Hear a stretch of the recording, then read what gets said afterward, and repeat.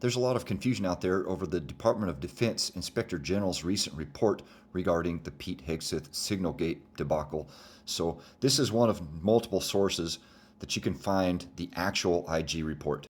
For background, this all started when Secretary of War Pete Hegseth was at his private residence at Fort McNair. He was with a close, tight-knit group of friends, and he has a skiff in that environment, and he received emails from CENTCOM marked secret no foreign. It didn't have any portion, partition, or tear lines. Therefore, the entire email is classified secret no foreign.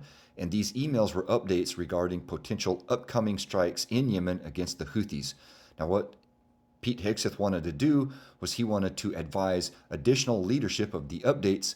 So he basically paraphrased summaries from this onto a personal device and transmitted it through Signal. And as you all know, one of the recipients was an unintended recipient who was a journalist without a clearance. From multiple sources, one can find the full report.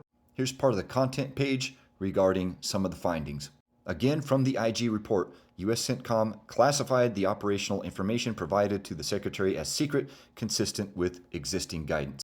And this part here is just a headline. It's not a final finding. It reads, the Secretary of Defense sent operational information that he determined did not require classification over Signal on his personal phone. Stick with me because the devil is in the details here. The Secretary determined that the information he sent did not require classification.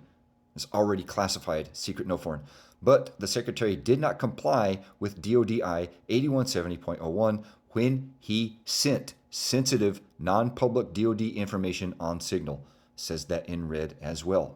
The Secretary's communication of non-public DOD information created additional risks to U.S. forces and missions. Furthermore, the Secretary and OSD did not retain the Secretary's conversations on Signal as official records as required by federal law and DOD policy. The IG report notes that as an original classification authority, or OCA, he has authority to decide whether information should be classified and whether classified materials no longer require protection, but there is a process for that, and further down it says, however, because the Secretary indicated that he used the Signal application on his personal cell phone to send non-public DOD information, we concluded that the Secretary's actions did not comply with DOD instruction, which prohibits using a personal device for official business and using non-approved commercial available messaging application to send non-public DOD information. This IG report is not total exoneration. There was policy violation. Hegseth transmitted sensitive information via an unapproved commercial app on his personal device. There's a record-keeping issue. This alone would have gotten me fired from DOD or civilian jobs that I've had.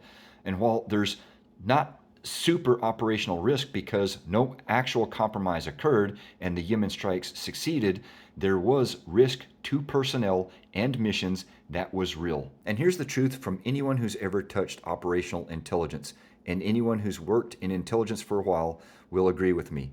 If CENTCOM marks it secret no foreign, then CENTCOM owns it. Not you, not me, not even the Secretary of War. And there is a process for declassifying it that even the Secretary of War has to go through. Originator control is not optional. It's the backbone of EO 13526 and the entire 5200 series. And while it's true that ODNI Gabbard and CIA Ratcliffe testified in a hearing that these chats were unclassified summaries, they deferred to DOD specifics. And the DOD specifics have now emerged. And long story short, at the end of the day, the DOD IG found that Hegseth's signal chat violated regulations and could have endangered troops. This is not just my take. This is not any other news piece's take. This is what is in the IG report.